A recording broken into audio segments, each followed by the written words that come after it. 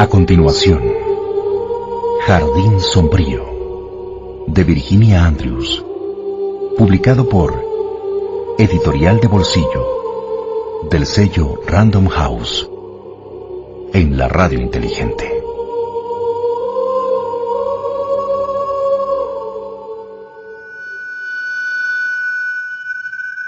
No hay nada que escuchar, Corina. Hablas de tener hijos. Tus hijos nacerían con cuernos, con jorobas, con rabos bífidos, con pezuñas. Nacerían criaturas deformes, ¿lo entiendes? No, papá, eso no es cierto. Eso no sucederá. Seductora. Dalila, criatura lujuriosa y falsa, astutamente hermosa. Mujer maligna. Quiero que los dos se larguen de mi casa, que salgan de mi vida y de mi memoria para siempre, fuera de aquí. Y jamás vuelvan a poner los pies en este lugar. Para mí están muertos. Están muertos como... Me miró y mis ojos le contuvieron de seguir hablando. No puede ser que estés hablando en serio, papá. Christopher me miró, buscando ayuda, pero yo desvié la mirada. Me sentía casi tan traicionada como Malcolm. Le había amado como a mi propio hijo, y ahora él me pagaba causándome aquel dolor. Durante los años felices creí en su devoción y su amor por mí. Pero todo lo hizo por Corina. Se hallaba tan atrapado por la belleza como lo estuvo Malcolm. Era cierto. Todos los hombres se portaban igual. Le devolví la mirada con una expresión fría. En aquel momento deseaba destruirlos con la verdad, pero en el fondo sabía que no conseguiría más que destruirme yo misma. Lo que acabo de decir ha sido muy en serio. Márchense de esta casa y sepan que están desheredados. Ni tú ni Judas recibirán un solo centavo de mí. Los maldigo a los dos y los condeno a una vida de pecado y de horror. Lárguense de mi vista. No seremos malditos. Christopher se irguió mucho al desafiar a su hermanastro. Nos marcharemos de esta casa, pero no nos llevaremos ninguna maldición. Las dejaremos todas en la puerta. Esas maldiciones no son suyas, intervine yo. Son las maldiciones que Dios hará caer sobre sus cabezas por lo que han hecho. Lo suyo es un incesto, y solamente pueden criar el horror. Christopher me miró con gran pena en los ojos. Ahora era él quien se sentía traicionado por mí. En ese caso, nos marcharemos, repuso. Hizo dar la vuelta a Corina y los dos salieron por la puerta principal. Él miró una vez hacia atrás, con desafío. Corina, todavía llorosa, parecía perdida y asustada. Al cabo de un momento, ya habían desaparecido de nuestra vista. Estalló entonces la furia de Malcolm. Alzó sus brazos hacia el techo y soltó un aullido que surgió de lo más profundo de su ser. Fue el aullido de una bestia en espantosa agonía. Un aullido que estremeció Foxworth. Su eco resonó por los pasillos y penetró en las sombras, ganando volumen e intensidad a medida que se extendía. El grito murió de pronto. Malcolm se volvió hacia mí con los ojos desorbitados y agitaba el aire para llevar oxígeno a su cara. Se apretó el pecho y las piernas le flaquearon. Mientras caía al suelo, oía a John Amos detrás de mí.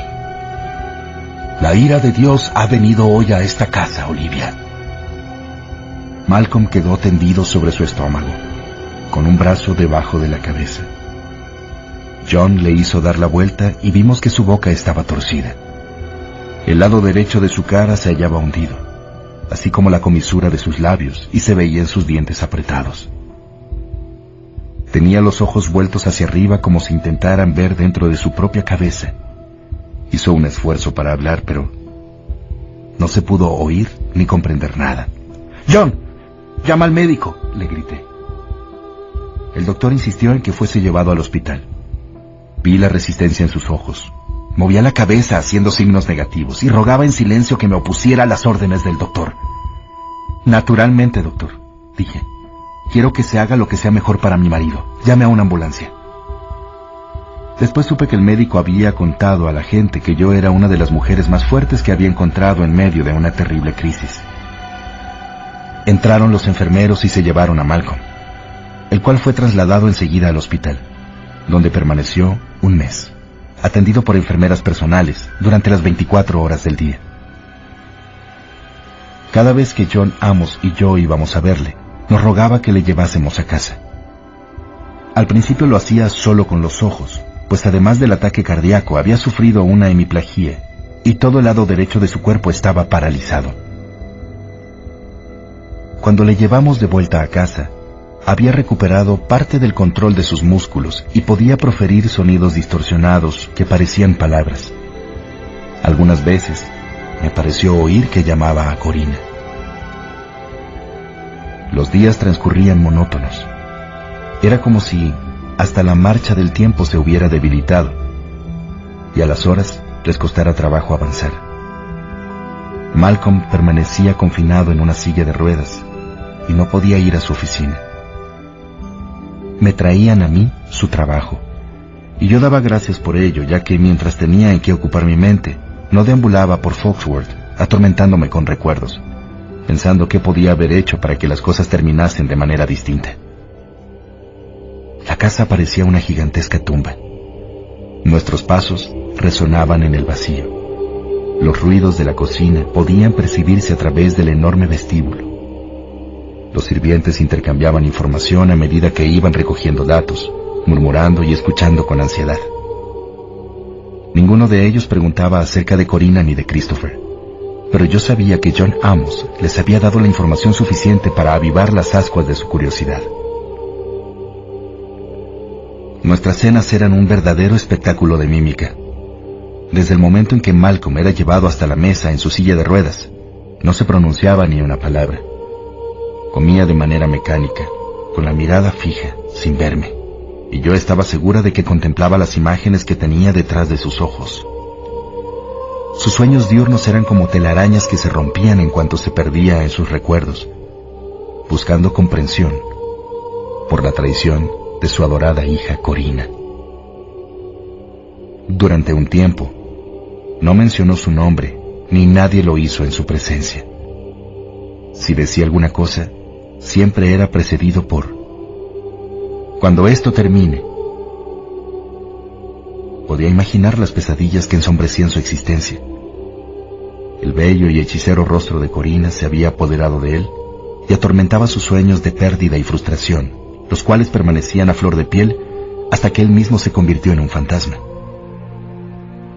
John Amos y yo tomábamos la Biblia y la dejábamos sobre el pecho de Malcolm, abierta por las páginas que queríamos leer.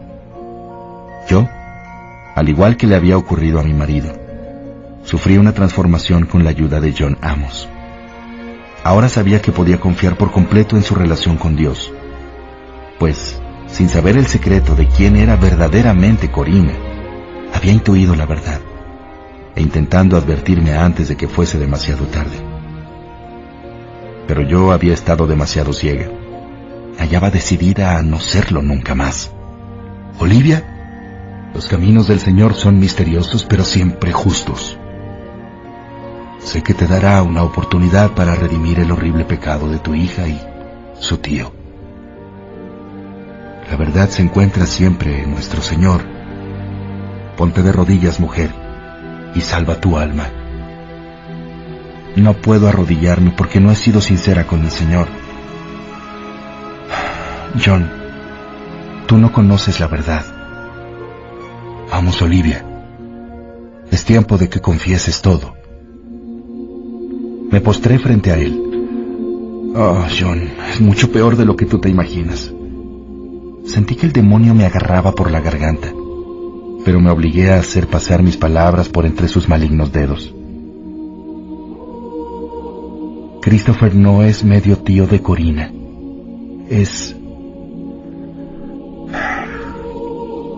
Christopher es su hermanastro, John. ¿Qué? Dios mío. Mujer, ¿cómo pudo suceder? ¿Sabes, John? Malcolm estaba enamorado de Alicia y la dejó embarazada después de la muerte de Garland. Y él la obligó a dejar a Corina con nosotros. Alicia se marchó y nadie supo nunca que yo no era la madre de Corina. Me quedé con la vista fija en el suelo. Tenía tanta vergüenza que no me atreví a alzar el rostro. Levántate, mujer. Conoces la profundidad de tu pecado, pero no has pecado tanto como se ha pecado contra ti. Y Dios ya ha enviado su espada para castigar a tu marido. Y hará lo mismo con sus hijos, te lo aseguro. Hará lo mismo. Ahora hemos de cuidar de Malcolm, Olivia. Hemos de cuidar sus negocios, asumir el control de esta casa impura y hacer que vuelva a Dios. Recemos. Padre nuestro que estás en el cielo. Como si mi confesión hubiera devuelto la esperanza a Foxworth, Malcolm comenzó a recuperar el habla. El doctor explicó que, aunque podía mejorar aún, no volvería nunca a hacerlo con normalidad. Por el modo en que se habían hundido sus músculos faciales, parecía que Malcolm estuviera en una perpetua sonrisa de felicidad. De un modo extraño, casi fantasmal, aquella sonrisa retorcida sugería el encanto y el atractivo que Malcolm había tenido cuando era joven. Daba la impresión de que una máscara de su antiguo semblante había sido colocada para siempre sobre su cara. A veces, le permitía que lo llevaran en su silla hasta el escritorio para que pudiera revisar los documentos y los tratos de negocios que yo había realizado. Al principio seguía el orden regular de las cosas, estudiando el trabajo de Malcolm y tomando decisiones de modo parecido. Pero al cabo de un tiempo, actuaba por iniciativa propia. Hacía mover el dinero por el mercado de valores. Cambié procedimientos en las fábricas, compré y vendí parte de las propiedades. Al principio a Malcolm le chocó mi actividad independiente. Trató de imponer que las cosas volvieran a hacerse como antes, pero yo ignoré esas exigencias. También había previsto un gran salario anual para John Amos y regularmente transfería fondos a su cuenta personal. A pesar de su enfermedad, Malcolm tardó muy poco en darse cuenta. Alzó la declaración del banco.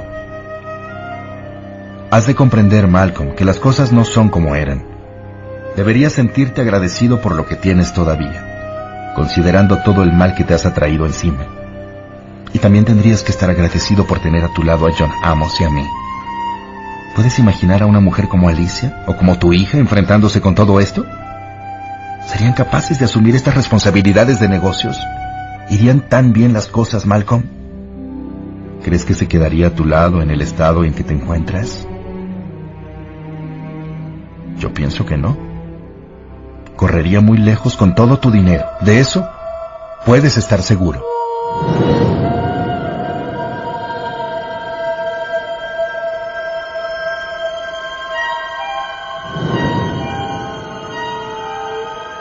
Hasta aquí, Jardín Sombrío, de Virginia Andrews, publicado por Editorial de Bolsillo, del sello Random House.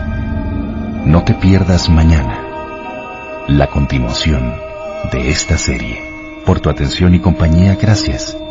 Soy Mariano Osorio. Hasta entonces.